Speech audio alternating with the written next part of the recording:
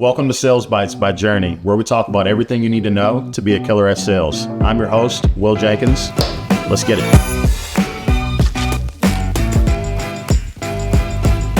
Hello, and welcome to Sales Bytes by Journey. My name is Will Jenkins, CEO and founder of Journey, and your host. I'm joined by Michael Sternberg, Director of Sales at 3PL Systems. Michael, thank you for joining us. Absolutely, man. Thanks for having me. Yeah, dude. So we met certainly on LinkedIn and then in person doing the conference circuit. It's been really cool getting to know you the last few years, man. But I'm excited to learn from you. So as we dive in here, always like to start with a quick 10,000 foot overview of your background. Want to know a little bit about what 3PL Systems does, and then we'll dive into the sales bites. Cool. So I'm a career sales guy, and in many different forms, but it's always been sales. Like a lot of us who've been around for a while, I kind of cut my teeth going door to door, right? So I know you have a similar history. I think you were selling Cutco, right? I was. Yes. Children in third world countries getting sponsored for 92 cents a day. That was where I started. Yeah. So same residential grind. Hundreds of doors a day. Those who've done it know, right? Put it that way. Transitioned into selling copiers, business to business, but still going door to door. And then for the last almost decade, I've been here at 3PL Systems, heading up all go-to-market motions and commercial activities for, obviously a TMS company. So yeah, who are we? We're a freight brokerage TMS company. So those of you that are listening, I'm sure most of them know what that is. I don't need to go into too much detail there, right? Yeah, man. And I always ask for a fun fact. You got any fun facts to share? Anything interesting? Gosh, you're putting me on the spot. I wasn't prepped for that. What is a fun fact about me? No,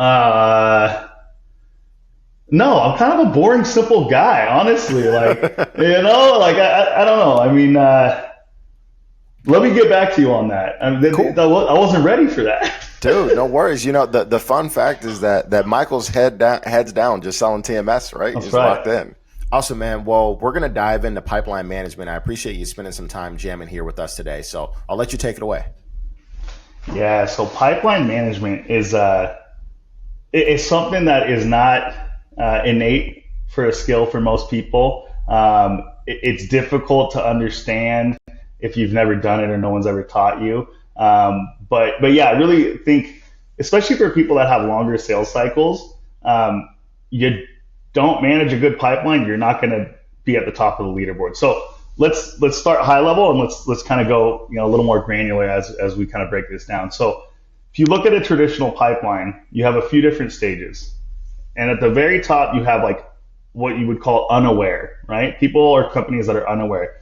They may be unaware of your solution, or they may be unaware of you, meaning they may know your solution because they use a competitor, but they may not know who you are, right? So you got unaware, and then you've got aware, people who know who you are, who your company is, what you do.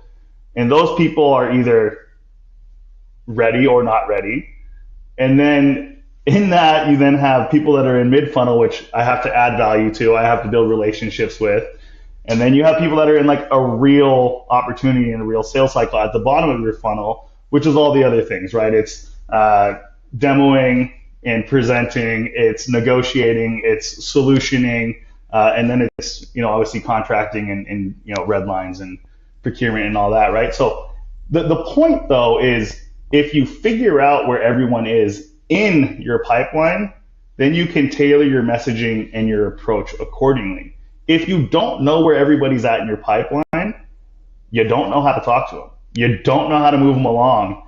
And you don't even know what you're doing. You're just talking to everyone like they're ready to buy today. You're already screwed if you're doing that, right? Incredible points. I'm just going off over here taking notes, but I love the fact that you break it down super clear, and where they are in the pipeline dictates how you talk to them, and also the amount of pressure you may apply in terms of follow-ups, face-to-face, different types of conversations. I want to dig in on that a little bit more. So if I'm a new rep and I've got a lot of top of funnel opportunities, so they're unaware or they're aware, and I've not done a demo, there's no solutions design yet, anything like that, right? I'm trying to get things more to bottom of funnel. thought process on how to manage that? Anything that you have seen that's been effective to help manage those? Hey, let's get them further down the funnel so that they can convert. Yeah. So there's two elements, right? You have to create enough value, and we can kind of unpack that. And there has to be some inciting event inside of the company, typically, right? Like, I don't care how good you think your product is, how good you think your service is. If there is not something going on internally that's making that a priority, it's going to be very difficult to move that lead or prospect further down your pipeline, right? So how do we create value? Simple, right? I'll let you know what I do. Maybe we release a new feature and I have you on a nurture campaign and you get a little email that says, hey, I know you guys are moving a lot of reefer truckloads. We just added a new integration with FreshX, for example, which is, they do LTL stuff like that. Hey, that might be a benefit to you. And not a lot of TMSs have them. So maybe that adds more value, right? That kind of slow, just kind of like, we used to call it breadcrumbing. You just kind of like give them a little breadcrumb and have them follow it until they get to the promised land, right? But the biggest thing is the inciting event internally.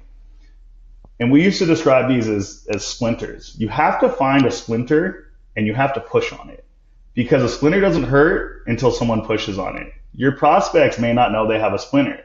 Some of it's obvious. If I'm a freight broker and someone's aware of me and who I am, but they have someone they're working with currently, a simple inciting moment is so-and-so screwed up the shipment and my customer is pissed off.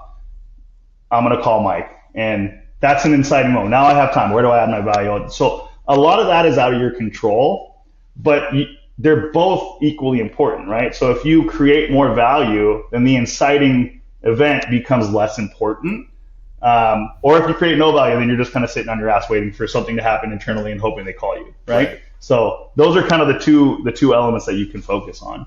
I like that a lot. I think there are some things that maybe reps assume when they get into sales, like they're the driving factor.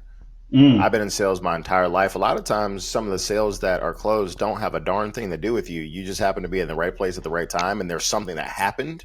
And so you put yourself in that conversation. So, kudos to you for the outreach initially, but none of that happens unless something happens internally and they have a need for that change. Yes, absolutely. Absolutely. And I'm glad you brought that up, because sometimes it's that simple. Like, you're not that good and you're also not that bad, right? Like, you're just not, but you're doing the thing, right? Right. You're talking about the pipeline. This person's aware of me.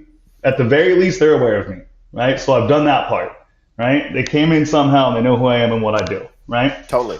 I think also as someone yourself, that's been in sales for so long, you start to realize that outside of messaging and targeting the right customers, pipeline management allows you to be in the room when you're not a part of the buying decision. So let's say I'm selling to you, I meet you at a conference. Cool, that's a touch point. We talk a little bit.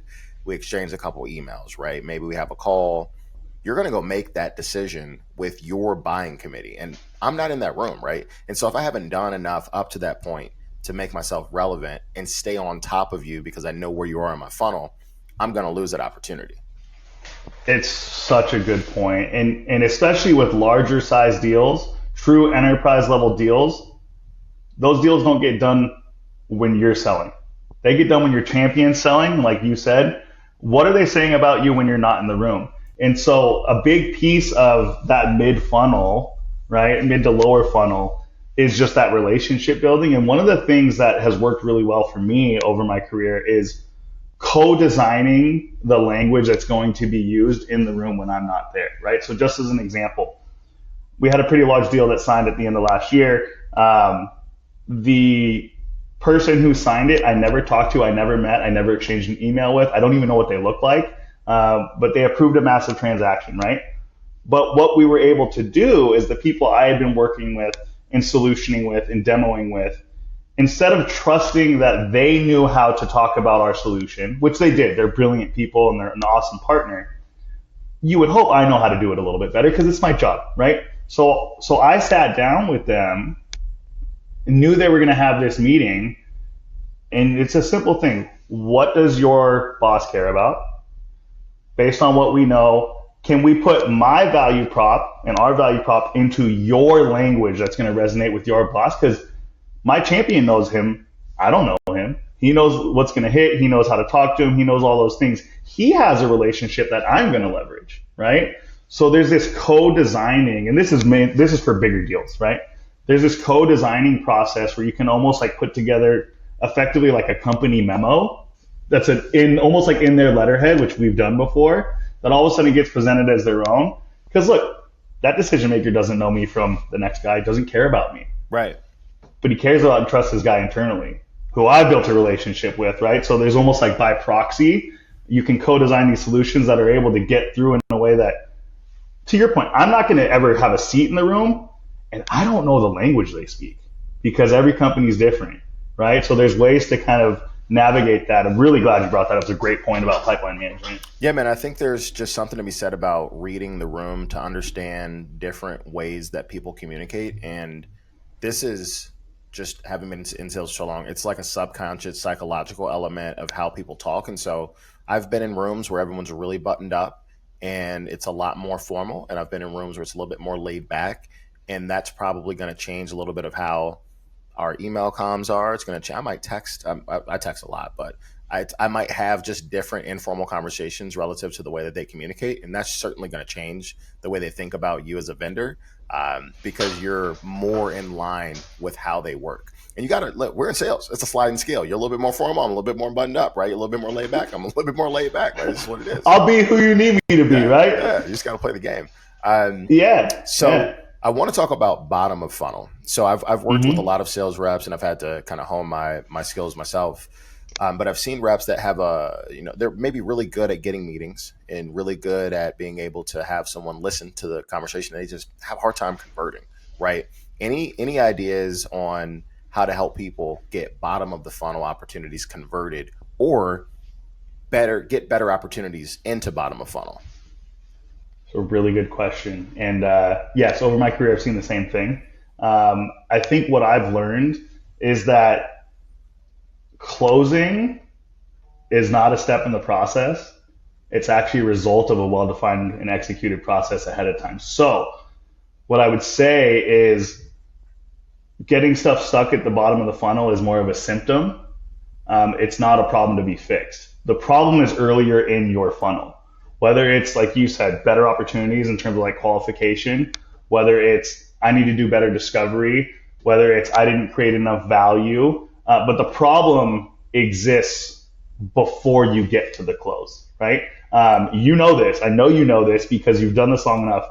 The best deals and when you run the best sales process, you don't close them. They close themselves. Absolutely. Like it just closes. It just happens naturally. And it's not even like an assumptive close. Everybody just knows like, all right, yeah, we're doing this, right? And like, yeah, you may hash out some legal stuff. You may hash out some pricing or whatever. But I think so many people think like, well, I got to get better at closing. You don't.